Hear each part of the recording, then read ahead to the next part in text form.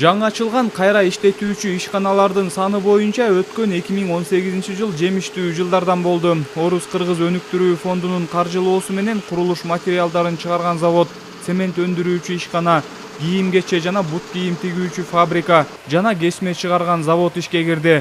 Мындан сырткары фонд каржылоосунун басымдуу бөлүгүн айыл чарба багытына бурган. 1700-гө жакын долбоор жакталды. Жалпы суммасы 300 миллиондон ашты. Анын көбүнчөсү 54%-ын тегерегинде бул өндүрүш жана айыл чарба продукциясын кайра иштетүү тармактарына берилген. Жылдын ичинде чакан орто бизнестин тармагында 705 долбоор колдоо тапты. Анын ичинен 500гө жакыны бул кайра эле ошол айыл чарба продукциясын кайра иштетүү ишканалары. Каржылоонун саны өскөнү фонддон насыя алуу жыл санап жеңилдөөдө. Маселен, өтө төмөн пайыздык үстөк, ал 4%ды түзөт. Күрөө маселеси ийкемдүү. Эгер насыя убагында төлөнсө 50%га чейин арзандатуу бар.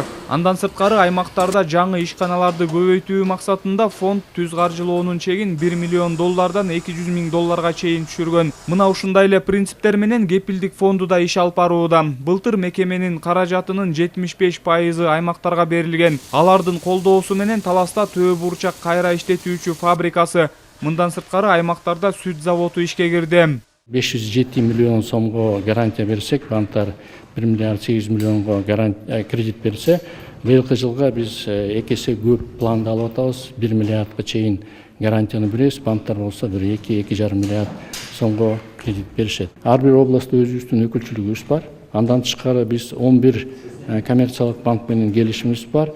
320 банктын филиалдары болсо, бизге иштеген 233 филиал.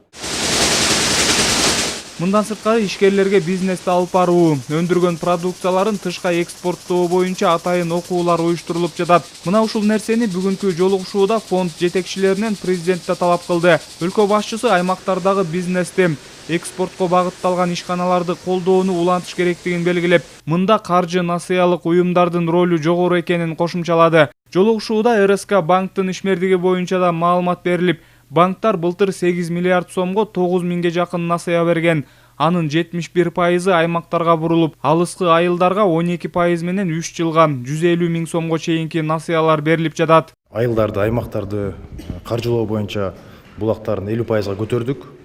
Бул себептен бир гана Бишкек менен Ош чоң шаарларды каржылабай, айылсыз райондорду көпчүлүгүндө азыр каржылоону күчөтө баштадык да. ШОСтун алкагында межбанковское объединение деп коет, банктар аралык бир уюм бар.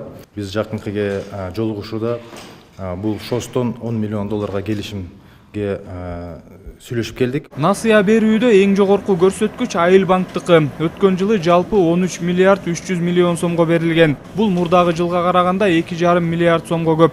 Пайыздык үстөктөр болсо жыл сайын 2%га төмөндөөдө. Маселен, быйыл айыл чарбага дыйкандар 16%дан алса болот. Форс-мажордуу обстоятельства болгондо дыйкандардын проблемасы болуп калса, банк деген бул дыйкандарга жардам берет. Биринчиден срокторун узартабыз. Бул быйыл төгө албаса, эмдиги жылы урожайдан төгүп берет деп ошого жылдырып беребиз.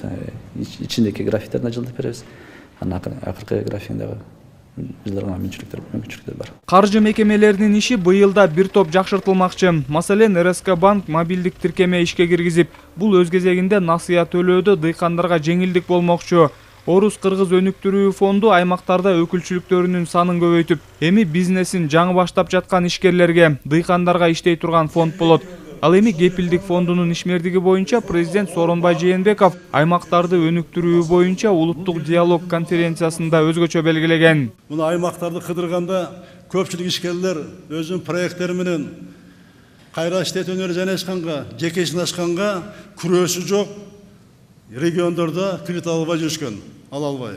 Мына кепилдик фонд түзүлгөндөн бери өзү 72 миллион сом менен баштаган бюджеттен каражат берилип. Мына быйыл 3 эсеге көбөйдү.